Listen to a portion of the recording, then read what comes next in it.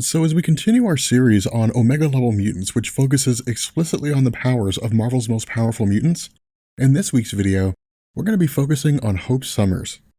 Now for those of you who are unfamiliar with the terminology of Omega-level, this phrasing is designed to reference mutants who can warp reality, are inherently immortal, meaning they can't be killed by any normal means, or have a level of telepathy and telekinesis which have reached a point where they cannot be surpassed.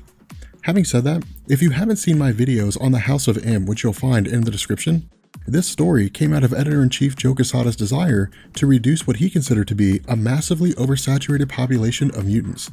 With the main story focusing largely on Scarlet Witch kidnapping Charles Xavier, using his telepathic abilities to read the minds of the world's most prominent heroes and alter reality to grant them their heart's desire, at the event's conclusion, the Scarlet Witch had set reality back to normal, but uttered the phrase, "No more mutants." While the idea going forward after the House of M was a complete elimination of the mutant population, because the core members of the X-Men including Cyclops and Emma Frost had proven to be so popular, instead of eliminating the concept entirely, Marvel reduced the mutant population down to 198.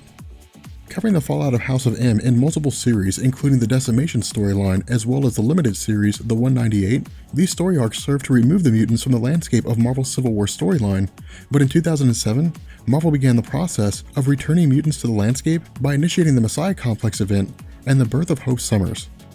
Now in her initial appearance, the powers of Hope were left largely ambiguous. The reason for this was that as a character who was teased to be the possible reincarnation of Jean Grey who had died at the conclusion of Chuck Austen's run on New X-Men, the first indication of Hope possessing incredible abilities came when her birth triggered Cerebro picking up her signal and immediately overwhelming Charles Xavier due to the large energy she had put off. Leading into a search between the X-Men, William Stryker's Purifiers, who believed it was their mission from God to kill mutants, as well as Mr. Sinister's Marauders, over the course of these early stories, Hope was shown to be the sole survivor of a village massacre in Alaska, but the powers of Hope remained intriguing in that the Messiah Complex went on to establish that Bishop's timeline resulted in Hope Summers having wiped out 1 million humans in the 6-Second War, leading to the launch of the Sentinel program in a world almost identical to the Days of Future Past. Now, if you're interested in learning more about Bishop's future, you can find this information in his video, which will be in the description. But the tie-in comic New X-Men number 46 established that not only was Hope Summers immune to the touch of Rogue, but after making contact with her, she brought Rogue out of the coma that she had fallen into after touching the Hecatomb, a weapon of mass destruction created by the Shi'ar Empire, which housed the minds of 8 billion individuals.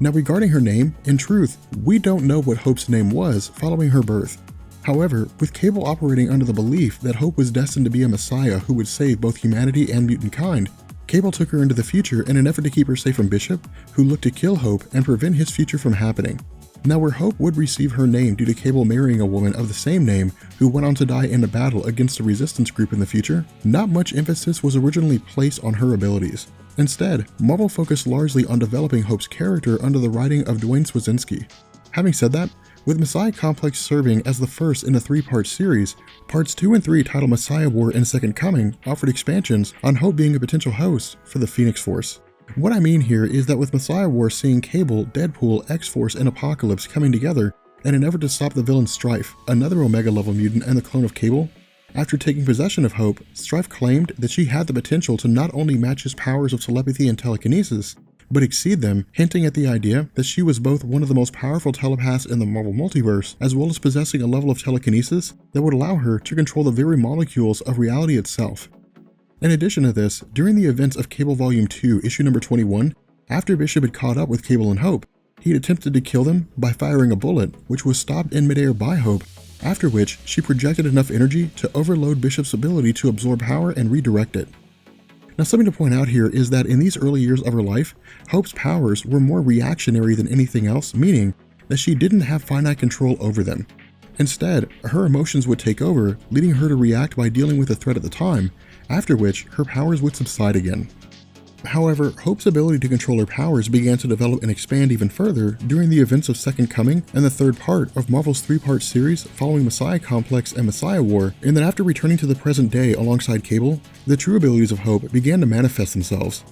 With the return of Hope Summers drew the attention of some of the X-Men's most formidable enemies, including Bolivar Trask and Stephen Lang, 2 individuals who were most prominent during the days of the Sentinel program, as well as Bastion, a villain who had long since challenged the X-Men and originated as Nimrod, the perfect sentinel from the Days of Future Past timeline, during a battle alongside Nightcrawler and Rogue, Hope Summers took on a combination of abilities, including the wings of Archangel, the organic metal skin of Colossus, and the bone claws of Wolverine. Now, where this took most readers by surprise, and that the only indication of Hope's powers had been the potential to be a telepath and telekinetic of the highest order, writers Craig Kyle, Chris Yost, Matt Fraction, Zeb Wells, and Mike Carey had all spent the next several issues fleshing this story out during the respective tie-ins to the Second Coming event. Taking place during the Five Lights story arc at Uncanny X-Men issues 526 through 529 under Matt Fraction,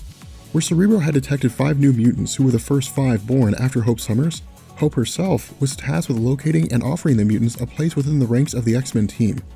Because this story was designed to mirror the original X-Men comics and Charles Xavier seeking out newly developed mutants, offering his guidance and experience and teaching them to use their powers, after bringing the mutants together and forming a group called the Five Lights, in Uncanny X-Men issue number 541, Matt Fraction used Hope's previous displays of power to explain that her potential to be a telepath and telekinetic of the highest order was not due to her possessing telepathy and telekinesis itself, and instead was due to the fact that she actually copied the abilities of mutants around her and was able to use them at their highest peaks. What this meant was that instead of simply copying abilities and using them the same way as Rogue, instead, each time Hope copied a mutant's powers, she was a reflection of how powerful that mutant could become if given enough time and training. The catch to this was that Hope's abilities to duplicate powers required her to be within a certain proximity of the mutant in question, meaning she would be unable to copy the organic metal skin of Colossus if he were in America and she were in Africa.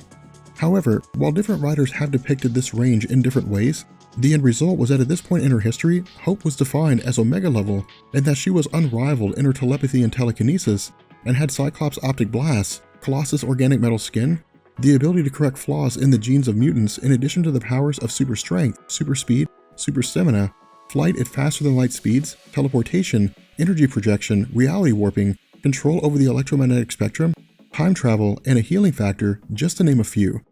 In essence, if a power exists in Marvel Comics and belongs to a mutant, Hope has the ability to copy it in its most powerful form. Now, regarding her relationship to the Phoenix Force, while she did play a big role in the events of Avengers vs. X-Men, the early part of this story dealt with the Phoenix Force returning to Earth to bond with Hope, which resulted in the Avengers trying to capture Hope and the X-Men attempting to protect her. However, in issue number 12 as the final part of the series, it was established that instead of Hope being a vessel for the Phoenix, much like Jean Grey, Hope was actually part of the Phoenix Force itself and went so far to take on the position of the White Phoenix of the Crown.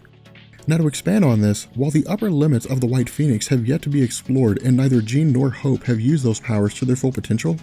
in this form, Hope was elevated from a mutant in Marvel Comics to a multiversal cosmic entity on par with the Living Tribunal and well beyond the powers of Galactus and Eternity.